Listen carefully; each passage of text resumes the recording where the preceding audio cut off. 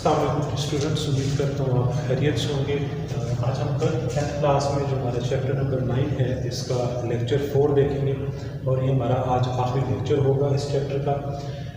इस लेक्चर में हमने जो टॉपिक डिस्कस करना है वो है इम्पोर्टेंस ऑफ इक्विलिब्रियम कांस्टेंट यानी केसी। अच्छा, दो बातें हम ज़रा पिछले लेक्चर से रिकॉल करते हैं। पहली बात कि ये जो कॉन्सेप्ट ऑफ इक्विलिब्रियम कांस्टेंट यानी केसी है, ये कॉन्सेप्ट सिर्फ और सिर्फ रिवर्सिबल रिएक्शंस के ऊपर अप्लाई होता है। ठीक है जी। और अगर हम रिवर्सिबल रिएक्शंस की बात करें तो हम कहते हैं रिवर्सिबल रिएक्शंस वो रिएक्शंस होते हैं जिनमें रिएक्टेंट्स प्रोडक्ट्स में प्रोडक्ट्स में कन्वर्ट होते हैं, तो प्रोडक्ट्स दोबारा से रिकम्बाइन करके या डिकम्पोज होके रिएक्टेंट्स बना देते हैं। यानी दो स्टेप्स होते हैं, ये आपके पास forward step of the reaction है और ये reverse step of the reaction है। हमने इसको डिटेल में पहले देखा। उसके बाद दूसरी बात केसी क्या होती है, तो केसी के बारे में हमने कहा था it is the ratio between forward rate constant and reverse rate constant. ये हमने केसी की बात की थी। आज हम लोग इम्पोर्टेंस ऑफ केसी देखेंगे। हमारी जो बुक है उसमें केसी की जो इम्पोर्टेंस है उसमें उसने दो बातें जो है वो एक्सप्लेन की हैं। एक वो कहता है prediction of direction of reaction और दूसरा वो कहता है एक्सटेंट ऑफ रिएक्शन। तो दो बातें हमने इम्पोर्टेंस में देखनी, तो मैं पहले डायरेक्शन को ही यहाँ पर हेडिंग दे के डिस्कस करता हूँ। तो डायरेक्शन ऑफ द रिएक्शन का क्या मतलब है कि जब आपके पास रिएक्शन हो रहा है तो आपका रिएक्शन किस डायरेक्शन में है, फॉरवर्ड डायरेक्शन में है, रिवर्स डायरेक्शन में है, या उसमें इक्विलिब्रियम स्टैब्लिश हो चुका है, इस चीज़ को आइडेंटिफाई करना। इस बात के लिए पहले एक कॉन्सेप्ट समझिए थोड़ा सा। देखिए, हमारे पास एक रिएक्शन हो रहा है, लेट अस सपोज H2 और I2, हाइड्रोजन और आयोडीन आपस में रिएक्ट करके हाइड्रोजन आयोडाइड में कन्वर्ट हो रहे हैं। अंडर स्टैंडर्ड कंडीशंस ये रिएक्शन हो रहा है और जब इसमें इक्विलिब्रियम स्टैब्लिश होता है तो हम इसकी केसी की वैल्यू मालूम कर लेते हैं। वो केसी की वैल्यू आपके पास आती है 57.0 एंड टेम्परेचर ऑफ 700 केल्विन। हमारे पास रिएक्शन हो रहा है, हाइड्रोजन और आयोडीन स्टैंडर्ड फॉर्म में रिएक्ट करके HI में कन्वर्ट हो रहे हैं और जब इस रिएक्शन में इक्विलिब्रियम स्टैब्लिश होता है तो इसकी केसी की वैल्यू आती है 57.0 at the temperature of 700 kelvin. अब ये तो हमारे पास इसकी स्टैंडर्ड वैल्यू आ गई है। हमारे पास लैब में हमने रिएक्शन मिक्सचर लिया जी, हमारे पास लेट अस सपोज एक कंटेनर है, हमने यहाँ पर H2 और I2 को ऐड किया, HI हमारे पास बन रहा है। हम बैठे हुए आधे घंटे बाद 20 मिनट बाद अपने रिएक्शन की प्रोग्रेस देखना चाहते हैं और ये देखना चाहते हैं कि हमारा रिएक्शन किस डायरेक्शन में मूव कर रहा है, फॉरवर्ड डायरेक्शन में है, रिवर्स डायरेक्शन में है, या उसमें इक्विलिब्रियम स्टैब्लिश हो चुका है। तो आप क्या करेंगे, यहाँ से थोड़ा सा सैंपल विथड्रॉ करेंगे, कंसंट्रेशन ऑफ H2 I2 और HI मालूम करेंगे और आप इसे इक्विलिब्रियम कांस्टेंट की इक्वेशन जैसे हम लिखते हैं उसी तरह वैल्यूज को पुट कर देंगे। जब आप इसको पुट करते हैं तो दिस इज कॉल्ड QC, हम इसे क्वोशंट कहते हैं।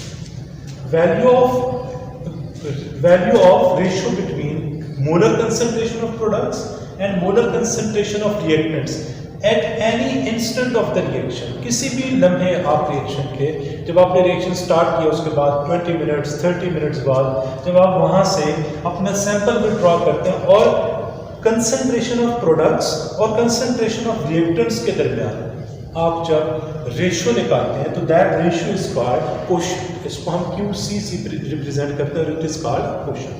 अब मैं कहता हूँ लेट अस सपोज हमने जो यहाँ से सैंपल निकाला, हमने जो कंसंट्रेशन फाइंड आउट की उसकी कोई वैल्यू है, लेट अस सपोज QC की वैल्यू आपके पास आ जाती है 9.0। अब हम क्या करेंगे, ये जो हमारे पास QC की वैल्यू आई है हम इसे इस स्टैंडर्ड वैल्यू ऑफ KC के साथ कंपेयर करेंगे। जब हम इस QC की वैल्यू को KC के साथ कंपेयर करते हैं तो तीन पॉसिबिलिटीज हैं। QC is less than KC, number 2 होगा QC is greater than Kc और नंबर 3 होगा QC is equal to Kc। जब QC की वैल्यू कम आती है, ठीक है, तो इट मींस मैं जब इसको ठीक करता हूं QC कंफ्यूज हो गया। 3 पॉसिबिलिटीज हैं। QC की वैल्यू कम आएगी as compare to Kc, QC की वैल्यू ज्यादा आएगी एज कंपेयर टू Kc और QC की वैल्यू इक्वल आएगी Kc के। अब जब QC की वैल्यू लेस देन Kc आती है तो इट मींस दैट आपका जो रिएक्शन मिक्सचर है उसमें रिएक्टेंट्स ज्यादा हैं और रिएक्शन में फॉरवर्ड डायरेक्शन में मूव करना है टू अटेन इक्विलिब्रियम। दोबारा सुन लें, जब हमारे पास QC की वैल्यू कम आती है as compare to Kc, QC क्या है, जो हमने यहाँ से क्वेश्चन किसी भी लम्हे पर जो रेशियो निकाली है between the concentration of products and reactants वो, और Kc क्या है, हमारे पास स्टैंडर्ड वैल्यू है।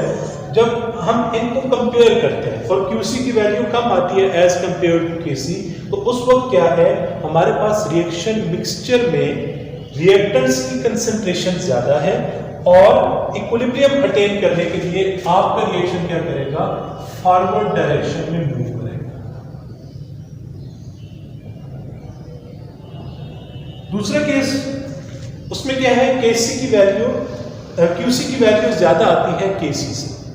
इस केस में हमारे पास प्रोडक्ट्स की कंसंट्रेशन ज्यादा होगी और इक्विलिब्रियम अटेन करने के लिए हमारा रिएक्शन रिवर्स डायरेक्शन में मूव करेगा। ठीक है, लेट अस सपोज इसी तरह आपने QC की वैल्यू निकाली है और वो QC की वैल्यू आ जाती है 64, that is greater than Kc, यानी जो स्टैंडर्ड वैल्यू है 57 उससे ज्यादा है। अब क्या होगा, आपका रिएक्शन रिवर्स डायरेक्शन में मूव करेगा टू अटेन इक्विलिब्रियम। तो यहाँ पर हम लिखेंगे रिवर्स डायरेक्शन। क्यों रिवर्स डायरेक्शन में मूव करेगा, क्योंकि QC की वैल्यू Kc से ज्यादा आने का मतलब ये है कि रिएक्शन मिक्सचर में प्रोडक्ट्स ज्यादा हैं और इक्विलिब्रियम अटेन करने के लिए रिएक्शन रिवर्स डायरेक्शन में जाएगा। जब QC और Kc दोनों की वैल्यू सेम आ जाएगी तो that means reaction is in equilibrium. यहां इसको कहेंगे इक्विलिब्रियम इज एस्टैब्लिश्ड।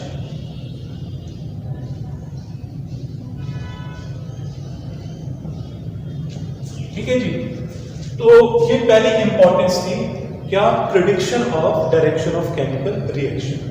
अगेन इसको ओवरव्यू कर लेते हैं। देखिए स्टूडेंट्स, हमारे पास एक रिएक्शन हो रहा है फॉर्मेशन ऑफ हाइड्रोजन आयोडाइड का। हमने कहा जब हम स्टैंडर्ड कंडीशंस में ये रिएक्शन करवाते हैं और इक्विलिब्रियम अटेन हो जाता है, इक्विलिब्रियम स्टैब्लिश हो जाता है, तो हम इसकी Kc की वैल्यू मालूम कर लेते हैं। That comes to be 57 at 700 kelvin temperature पे। अब हम क्या करते हैं, हमने रिएक्शन ये इक्विलिब्रियम स्टैब्लिश हो गया स्टैंडर्ड वैल्यू पे, हमने लैब में H2 और I2 की रिएक्ट करवा के HI बनाया।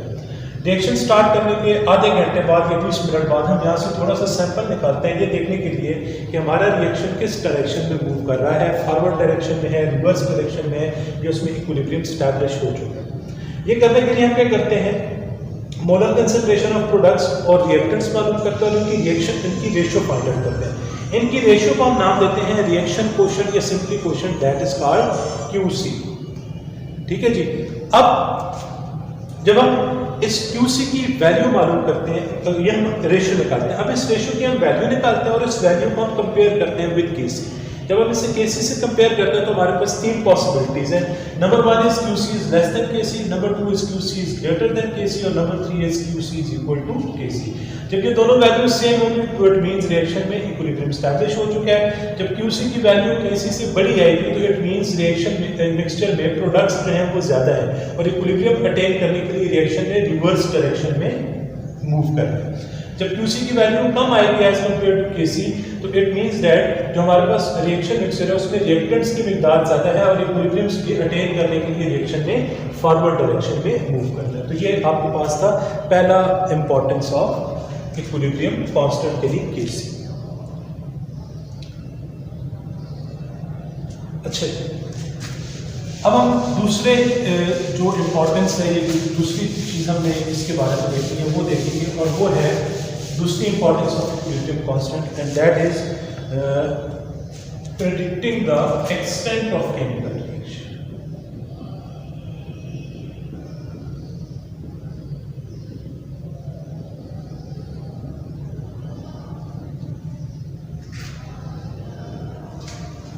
Predicting the extent of chemical reaction.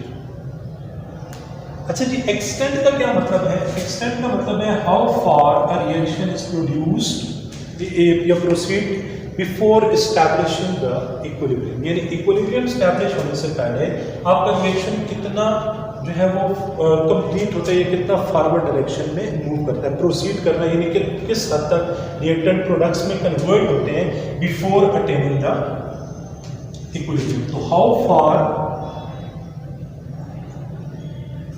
a reaction proceeds before attaining equilibrium, यानी रिएक्शन में इक्विलिब्रियम स्टैब्लिश होने से पहले आपके रिएक्शन किस हद तक प्रोसीड होता है। किस हद तक प्रोसीड होने का मतलब ये है कि रिएक्टेंट्स की कितनी कंसंट्रेशन की कितनी अमाउंट प्रोडक्ट्स में कन्वर्ट होती है। Extent of chemical reaction predict करने के लिए हमारे पास तीन बातें हैं, ये हम तीन चीजें देखते हैं। पहली है लार्ज वैल्यू या large numerical value of KC, दूसरी हमारे पास है स्मॉल वैल्यू ऑफ केसी, और थर्ड हमारे पास होता है नाइदर लार्ज नॉर स्मॉल। केसी की वैल्यू बहुत बड़ी है, केसी की वैल्यू बहुत छोटी है, और केसी की वैल्यू ना तो बहुत बड़ी है ना बहुत छोटी है। ये हमने तीन कंडीशंस देखी। लार्ज वैल्यू ऑफ केसी का क्या मतलब है? 10 रेज़ टू द पावर से +5, 10 raise to power +12, 10 raise to power +22, बहुत लार्ज वैल्यू इस तरह की है। अब स्मॉल वैल्यू ऑफ केसी का क्या मतलब है? 10 raise to power -5, 10 raise to power -12, 10 raise to power -22। इस तरीके से जो वैल्यूज हैं इन्हें हम नाम देंगे इसका small values. Neither large not small, आपके पास 0.25, 1.25, 10, 100 इस तरह की वैल्यूज हैं। तो ये ना बड़ी वैल्यूज हैं ना स्मॉल वैल्यूज हैं। तो ये तीन तरह की केसी की वैल्यूज होती हैं जिनकी बेस के ऊपर हम extent of the chemical reaction predict करते हैं। अब जब केसी की बहुत लार्ज वैल्यू आती है तो इट मींस दैट, यानी पहले हम ये कंडीशन देखते हैं। लार्ज वैल्यू ऑफ केसी का मतलब ये है कि जब इक्विलिब्रियम स्टेट या जब इक्विलिब्रियम स्टैब्लिश हुआ है तो रिएक्शन ऑलमोस्ट कंप्लीट हो चुका है, यानी जो मैक्सिमम अमाउंट है रिएक्टेंट्स की वो प्रोडक्ट्स में कन्वर्ट हुई है, तब जाके इक्विलिब्रियम स्टैब्लिश हुआ है।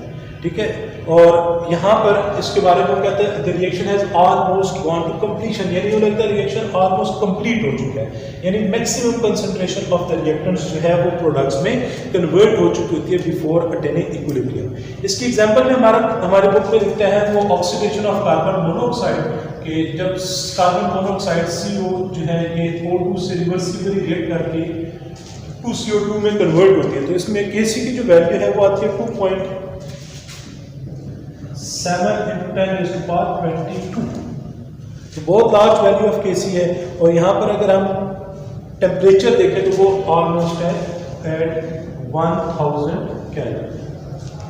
ठीक है जी, तो लार्ज वैल्यू ऑफ केसी है। अब इस रिएक्शन में जब इक्विलिब्रियम स्टैब्लिश होगा तो उस वक्त ये जो CO यानी कार्बन मोनोऑक्साइड और O2 की मैक्सिमम कंसंट्रेशन CO2 में कन्वर्ट हो चुकी होगी और ऑलमोस्ट ये रिएक्शन कंप्लीशन के फेज में होगा, यानी हम ये कहेंगे ये रिएक्शन कंप्लीट हो चुका है। दूसरा हमारे पास है डिकम्पोजिशन ऑफ अमोनिया, जिसमें 2NH3 ये रिवर्सिबली कन्वर्ट होता है N2 और 3H2 में। इस रिएक्शन के लिए जो केसी की वैल्यू है वो है 3.0 × 10⁻⁻9 एट टेम्परेचर ऑफ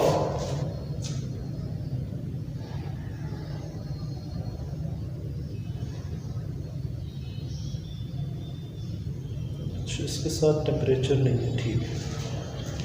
तो ये इसकी वैल्यू है। अब ये इतनी स्मॉल वैल्यू है केसी की कि ये रिएक्शन कभी भी फॉरवर्ड डायरेक्शन में मूव नहीं कर सकता। मतलब ये कहने का मतलब ये कि फॉरवर्ड डायरेक्शन में मूव तो करता है, लेकिन इतनी नेग्लिजिबल वैल्यू है कि जो रिएक्टेंट्स हैं उनकी कंसंट्रेशन ऑलमोस्ट नेग्लिजिबल अमाउंट में प्रोडक्ट्स में कन्वर्ट होती है बिफोर अटेनिंग इक्विलिब्रियम। तीसरा आपके पास है डिकम्पोजिशन ऑफ N2O4 N2O4 जब डिकम्पोज होके 2NO2 में कन्वर्ट होता है तो इस रिएक्शन के लिए जो Kc की वैल्यू आती है वो होती है 0.211। तो ये Kc की वैल्यू ना बहुत बड़ी है ना बहुत छोटी है, तो comparable amount of reactants and products हैं, तो ये थोड़ा बहुत खुद को एडजस्ट करके इक्विलिब्रियम अटेन कर लेंगे। तो ये था आपका एक्सटेंट ऑफ केमिकल रिएक्शन। यहाँ पर आगे स्टूडेंट हमारे चैप्टर नंबर 9 कंप्लीट होता है। अगले लेक्चर में हम चैप्टर नंबर 9 में Kc से रेलेवेंट कुछ न्यूमेरिकल्स हैं, कुछ एग्जांपल्स की फॉर्म में, कुछ हमारी एक्सरसाइज में दी हुई है, तो इंशाल्लाह हम उसको डिस्कस करेंगे और फिर हम अपना नेक्स्ट चैप्टर नंबर 10 यानी acid basis and salt start करेंगे। उम्मीद करता हूँ आपको ये लेक्चर समझ आएगा। कोई भी क्वेश्चन हो, कोई बात समझ ना आए तो उसको जरूर कमेंट बॉक्स में लिख के क्वेश्चन करें, इंशाल्लाह आपको क्वेश्चन के आंसर जरूर दीजिए।